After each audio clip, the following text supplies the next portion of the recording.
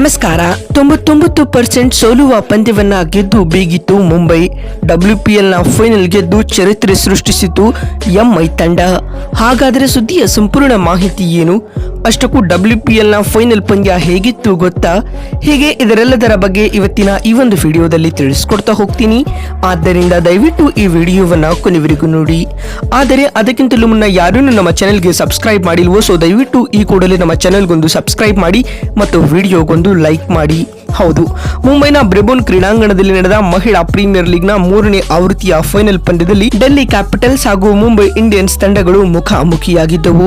ಉಭಯ ತಂಡಗಳು ಈ ಲೀಗ್ನಲ್ಲಿ ಫೈನಲ್ ಪಂದ್ಯ ಆಡುತ್ತಿದ್ದು ಇದು 2ನೇ ಬಾರಿ. ಇದಕ್ಕೂ ಮುನ್ನ ಈ ಲೀಗ್ನ ಮೊದಲ ಆವೃತ್ತಿಯಲ್ಲಿ ಡೆಲ್ಲಿ ತಂಡವನ್ನ ಮಣಿಸಿದ್ದ ಮುಂಬೈ ಚೊಚ್ಚಲ ಆವೃತ್ತಿಯ ಚಾಂಪಿಯನ್ ಆಗಿ ಹೊರಹೊಮ್ಮಿತು. ಹೀಗಾಗಿ 3ನೇ ಆವೃತ್ತಿಯ ಫೈನಲ್ ಪಂದ್ಯದಲ್ಲಿ ಯಾರು ಗೆಲ್ಲುತ್ತಾರೆ ಎಂಬುದು ತೀರಾ ಕುತೂಹಲ ಕೆರಳಿಸಿತ್ತು. ಅಂತಿಮವಾಗಿ ಮುಂಬೈ ಇಂಡಿಯನ್ಸ್ ಮತ್ತೊಮ್ಮೆ ಡೆಲ್ಲಿ ಕ್ಯಾಪಿಟಲ್ಸ್ ತಂಡವನ್ನ ಮಣಿಸಿ 2ನೇ ಬಾರಿ ಚಾಂಪಿಯನ್ ಆಗಿ ಹೊರಹೊಮ್ಮಿದರೆ, ಇತ್ತ ಡೆಲ್ಲಿ ಕ್ಯಾಪಿಟಲ್ಸ್ ತಂಡ ಸತತ 3ನೇ ಬಾರಿಯೂ ಫೈನಲ್ ನಲ್ಲಿ ಸೋತು ರನ್ನರ್ ಅಪ್ ಸ್ಥಾನಕ್ಕೆ ತೃಪ್ತಿ ಪಡೆದುಕೊಂಡಿದೆ. ಸ್ನೇಹಿತರೆ, ಫೈನಲ್ ಪಂದ್ಯದಲ್ಲಿ ಟಾಸ್ ಗೆದ್ದಂತಹ ಡೆಲ್ಲಿ ತಂಡದ ನಾಯಕಿ ಮೆಗ್ ಲ್ಯಾನಿಂಗ್ ಮೊದಲು ಬೌಲಿಂಗ್ ಆಯ್ದುಕೊಂಡರು. ಹೀಗಾಗಿ ಮೊದಲು ಬ್ಯಾಟಿಂಗ್ ಮಾಡಿದ ಮುಂಬೈ ಇಂಡಿಯನ್ಸ್ ನಾಯಕಿ ಹರ್ಮನ್ ಪ್ರೀತ್ ಕೌರ್ ಅವರ ಅರ್ಧಶತಕ ಹಾಗೂ ನ್ಯಾಟ್ ಸ್ಕ್ರೀವರ್ ಬೆನ್ ರವರ ಅರ್ಧಶತಕದ ಜೊತೆ ಆಟದಿಂದಾಗಿ ನಿಗದಿತ 20 ಓವರ್ಗಳಲ್ಲಿ 7 ವಿಕೆಟ್ ನಷ್ಟಕ್ಕೆ 149 ರನ್ ಗಳಿಸಿತು. ಆದ್ಯಾಗೂ ಈ ಫೈನಲ್ ಪಂದ್ಯದಲ್ಲಿ ಈ ಇಬ್ಬರನ್ನ ಬಿಟ್ಟರೆ ಮುಂಬೈ ಬ್ಯಾಟರ್ಗಳ ಪ್ರದರ್ಶನ ನೀರಸದಾಯಕವಾಗಿತ್ತು. ನ್ಯಾಟ್ ಸ್ಕ್ರೀವರ್ ಬೆನ್ ಮತ್ತು ಹರ್ಮನ್ ಪ್ರೀತ್ ಕೌರ್ ಅವರನ್ನು ಹೊರತುಪಡಿಸಿ ಉಳಿದ ಬ್ಯಾಟರ್ಗಳಿಗೆ ಡೆಲ್ಲಿ ತಂಡದ ಮಾರಕ ಬೌಲಿಂಗ್ ಮುಂದೆ ಉತ್ತಮ ಇನ್ನಿಂಗ್ಸ್ ಕಟ್ಟಲು ಸಾಧ್ಯವಾಗಲೇ ಇಲ್ಲ ಸ್ನೇಹಿತರೆ.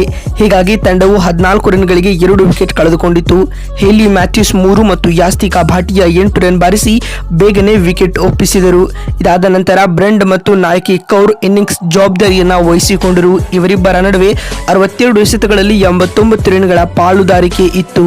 ಈ ವೇಳೆ ನ್ಯಾಟ್ ಸ್ಕ್ರೀವರ್ ಬೆನ್ 30 ರನ್ ಗಳಿಸಿ ಔಟ್ ಆದರೆ ಹರ್ಮನ್ ಪ್ರೀತ್ ಕೌರ್ 44 ಎಸೆತಗಳಲ್ಲಿ 66 ರನ್ ಗಳಿಸಿ ಪೆವಿಲಿಯನ್ ಸೇರಿಕೊಂಡರು. ಇತ್ತ ಡೆಲ್ಲಿ ತಂಡದ ಪರ ಮಾರಿಜಾನ್ ಕಾಪ್ ಹಾಗೂ ಜಾಸ್ ಜಾನಸನ್ ಮತ್ತು ಶ್ರೀಚರಣಿ ಲತಾ ರವರು ತಲಾ 2 ವಿಕೆಟ್ ಪಡೆದರೆ, ಮುಂಬೈ ನೀಡಿದ 150 ರನ್ಗಳ ಗುರಿಯನ್ನು ಬೆನ್ನಟ್ಟಿದಂತಹ ಡೆಲ್ಲಿ ಕ್ಯಾಪಿಟಲ್ಸ್ ತಂಡ ಮತ್ತೊಮ್ಮೆ ಫೈನಲ್ ನರ್ವಸ್ಗೆ ಬಲಿಯಾಯಿತು.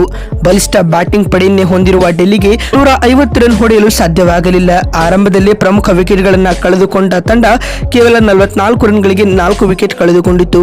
ನಾಯಕಿ ಮೆಗ್ ಲ್ಯಾನಿಂಗ್ 13 ರನ್ ಗಳಿಸಿ ಔಟ್ ಆದರೆ ಶಫಾಲಿ ವರ್ಮಾ ಕೇವಲ 4 ರನ್ಗಳಿಗೆ ಔಟ್ ಆದರು. ಇದಾದ ನಂತರ ಜಸ್ ಜಾನ್ಸನ್ ಕೂಡ 13 ರನ್ ಗಳಿಸಿ ಪೆವಿಲಿಯನ್ ಸೇರಿಕೊಂಡರು. ಡೆಲ್ಲಿ ತಂಡದ ಪರ ಮಾರಿಜಾನ್ ಕಾಪ್ 40 ರನ್ ಗಳಿಸಿ ಅತ್ಯಧಿಕ ಇನ್ನಿಂಗ್ಸ್ ಆಡಿದರಾದರೂ ಅವರಿಗೆ ತಂಡವನ್ನ ಗೆಲುವಿನ ದಡ ಮುಟ್ಟಿಸಲು ಸಾಧ್ಯವಾಗಲಿಲ್ಲ. ಅವರಲ್ಲದೆ ಜಮೀಮಾ ರಾಡ್ರಿಗಸ್ 30 ರನ್ ಬಾರಿಸಿ ನಿರ್ಣಾಯಕ ಪಂದ್ಯದಲ್ಲಿ ವಿಕೆಟ್ ಕೈಚೆಲ್ಲಿದರು. ಎಂದಿನಂತೆ ಕೈಕೊಟ್ಟ ಮಧ್ಯಮ ಕ್ರಮಾಂಕ ತಂಡವನ್ನ ಸಂಕಷ್ಟಕ್ಕೆ ಸಿಲುಕಿತು.